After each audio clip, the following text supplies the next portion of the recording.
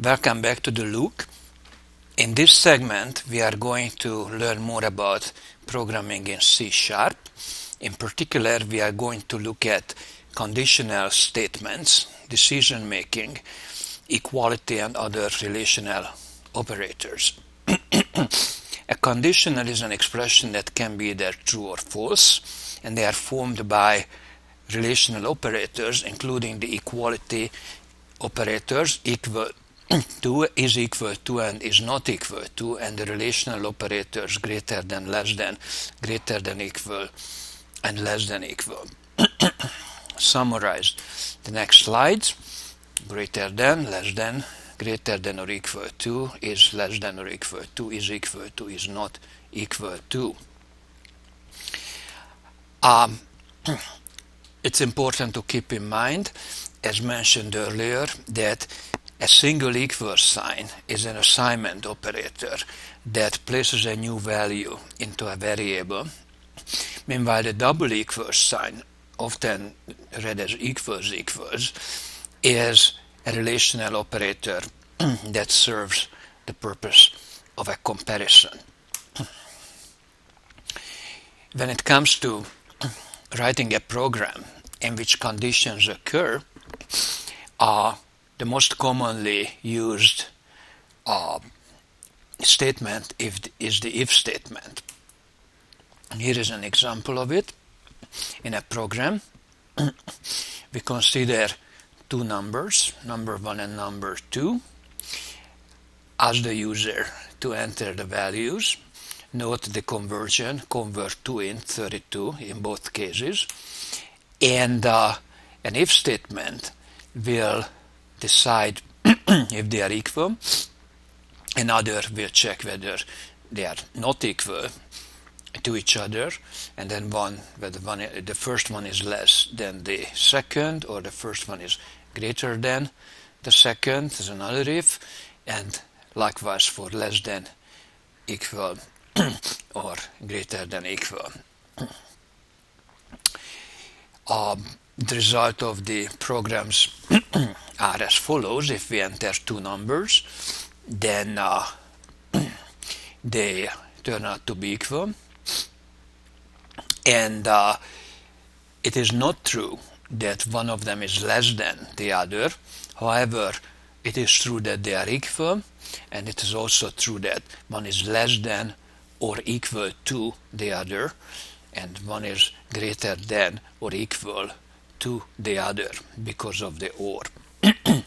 On the other hand, if we enter two different integers like 1000 and 2000, then we get the other three ifs return the results. The two are not equal, and the first one is less than the second, as well as the first one is less than or equal to the second, and likewise in the opposite situation. So that will be our program that we can write. So we can get started by opening up Visual C# Express for a comparison program, and we can add a comment actually before the main method if we like, such as main method begins the execution of the C# application, and then within the main method we can write our code. So we need two variables for two numbers. For simplicity, both of them are integers, such as number 1, which is declaring the first variable,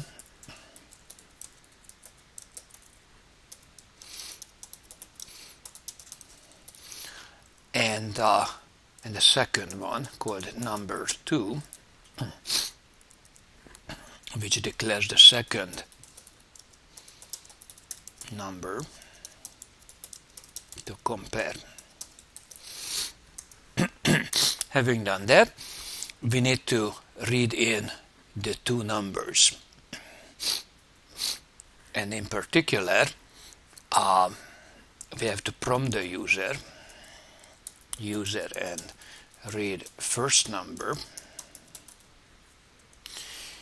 So we have to write a prompt, which will be a console statement, a write in particular as before. So we can write a prompt such as enter the first integer, and that's our first prompt. And then we have to do our input. So number 1 will equal the result. We have to convert to int32 our input, which is console.read line as before.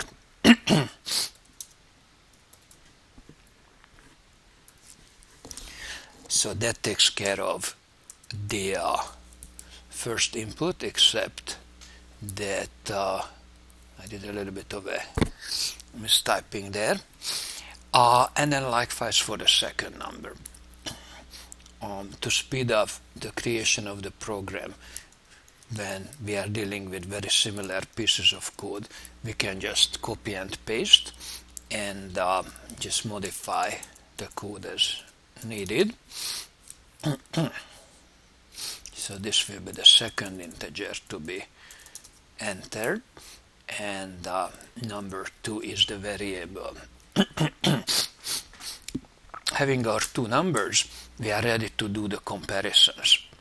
So it will be an if statement, and then the condition comes in round parentheses. It is customary to leave spaces around parentheses with an if statement to enhance the readability of the program. So our first comparison will be whether number 1 is equal to number 2. I'm stopping the typing here because at this point it can be a common error that typing just a single equal, we might continue as number 2, writing the if like that, which is incorrect, and that's underlined because we used an assignment operator as opposed to a comparison operator or relational operator, which is a double equals. With a single equals, the program still might run, but the result will be very different than what we expected. In particular, it will always return a true result and assign the value of the second number to the first, and that's not what we are planning to achieve. So if the condition that number 1 is equal to number 2 happens to be true, then the body of the if statement, which will be a single line in this case, will get carried out, and in our case it will be a write line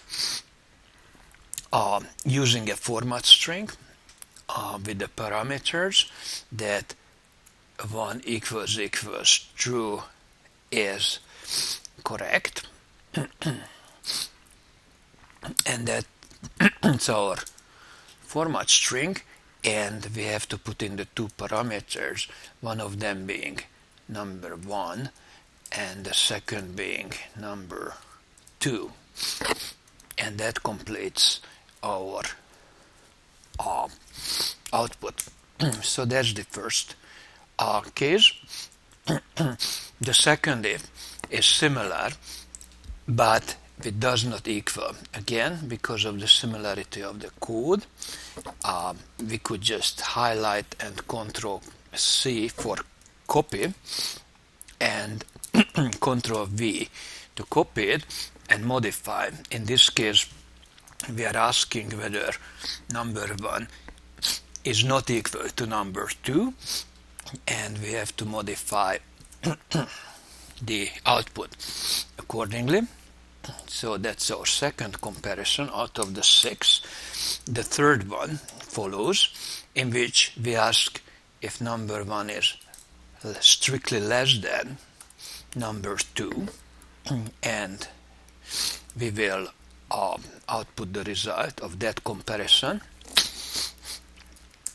Our next if statement is whether number 1 is greater than number 2. So the opposite relationship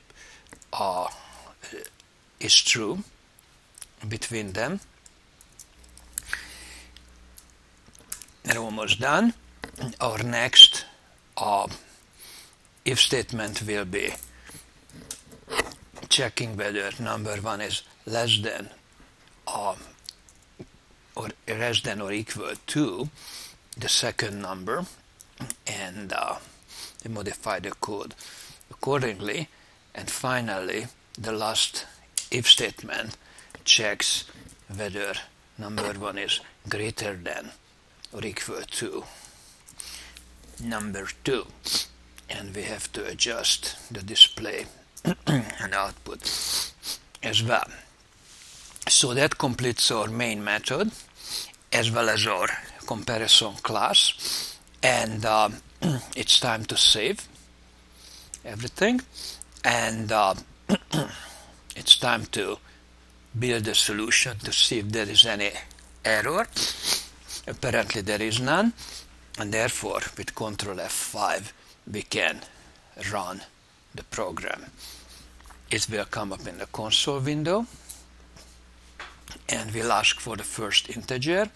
So as in the example, let's type 42 and ask the second integer, and the result is that the relationships that are valid between them is that they are equal to each other, as well as that the first is less than or equal to the second, as well as the first is greater than or equal to the second.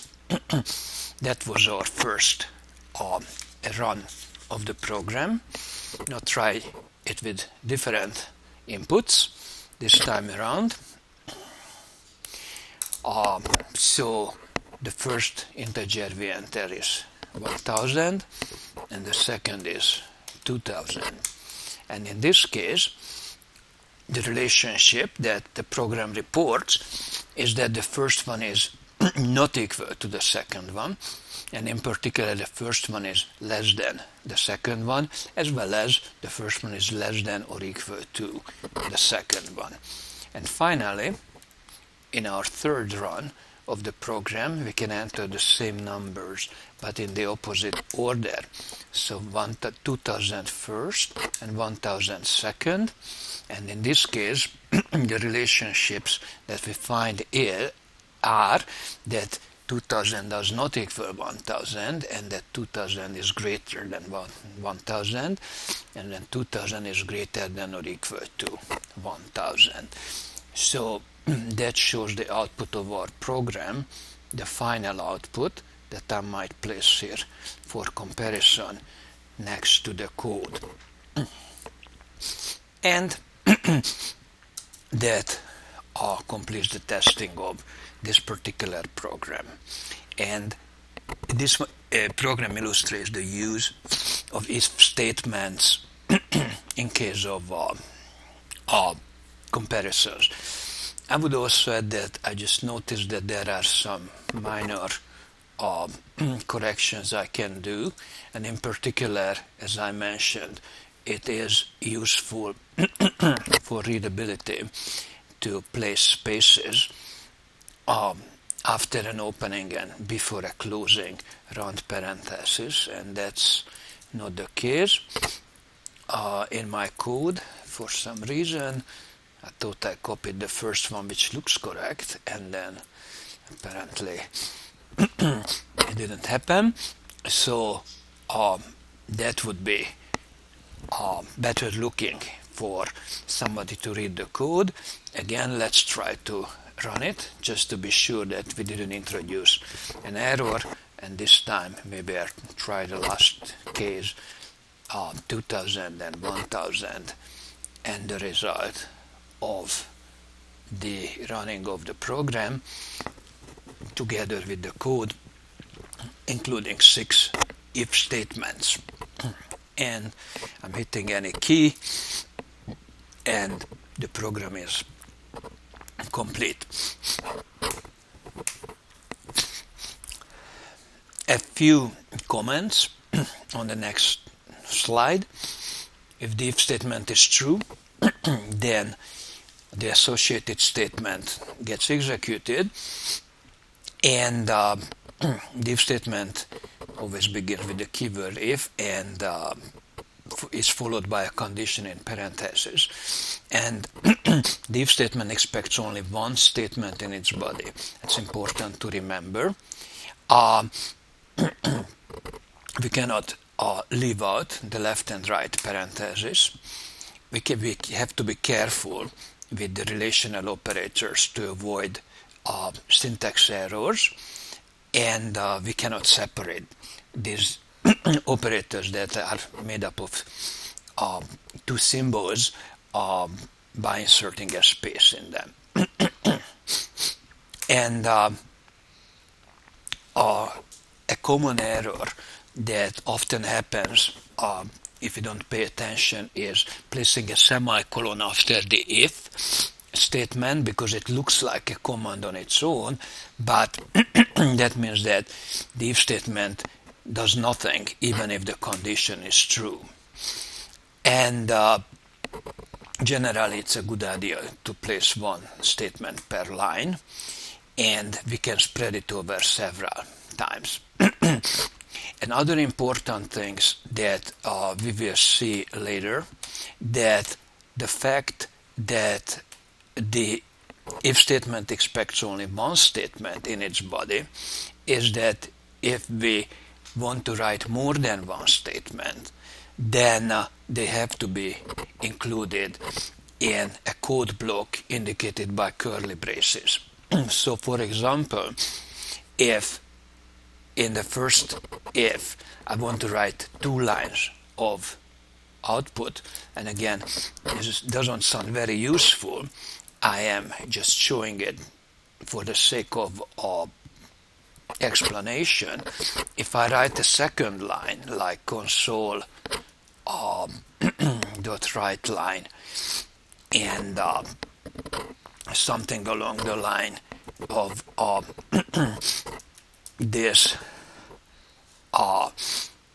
conditional statement checked that the two numbers are equal, is not a very deep statement and kind of redundant to put there. But if this is my goal, then I need to include the statements following the if by curly braces to make them into a single code block. Then both of them will execute. So let's try this out. Let's then enter two numbers that are the same, like 73 and 73. And indeed the first if statement prints out both lines as specified in the code. So both the fact that they are equal and the second line, which is there only for testing purposes. However, if we forget to do that, we will get unexpected results. So, for instance, if I run the program again and I enter two numbers that are not equal, such as 73 and 75, then I see the correct results indicating that 73 is less than as well as less than equal to 75, as well as that they are not equal and the program is working correctly. However, if at this point I intentionally turn the program into incorrect code by imitating a situation that I forgot the curly braces, then the code doesn't look very different. However, it will behave differently, because in this case, if the first condition is not true, that is, I entered two numbers that are not equal, that will cause the following single instruction to not execute. However, that's where the conditional statement ends checking, and the second line will be printed regardless. So let's try that to illustrate how this program can misfire. So again, let's enter two numbers such as 73 and 75, and now I get an incorrect output, because while the program is indicating that they are not equal, 73 is less than and less than equal, I have this incorrect printed out statement there too, that this conditional statement checked that the two numbers are equal, which is clearly not the case and is in contradiction with what follows. And the reason why it's there, because I forgot to include the two statements that follow the if in curly braces and making them a single block, and therefore the first if statement considers only a single line after it as being part of the body of the if statements whose execution is controlled by the condition, and the second line is printed every time, no matter what input we enter. So to avoid this kind of errors, we should not forget that in cases when there are more than a single statement following an if statement, they should be enclosed in curly braces, and we can even comment this and if equal, for example, to indicate that that was the full equal statement. However, in our original program, we were using only single line if statement bodies, and as a result, we didn't need to worry about this error. But if there's more than one statement following an if that was supposed to be executed when the condition evaluates to true, they should be put into a code block between curly braces. Having tried that, we can move on, and there are a few reminders that are useful to remember, and that is that relational operators, equality and relational operators, have precedence, just like arithmetic operators have, and therefore, in the absence of round parentheses, say multiplication binds stronger than addition. Similarly, relational operations have precedence too, and the table seen here indicates the precedence of the operators we discussed so far. So the strongest binding binary operators are the multiplicative ones, that is multiplication, division, and the remainder operator, indicated by a percentage sign. And if these appear in an expression more than one of them, then they are evaluated from left to right. Likewise, the next level, the additive operations, the addition and subtraction operators, are next. They bind less strongly than the multiplicative, but stronger than what follows.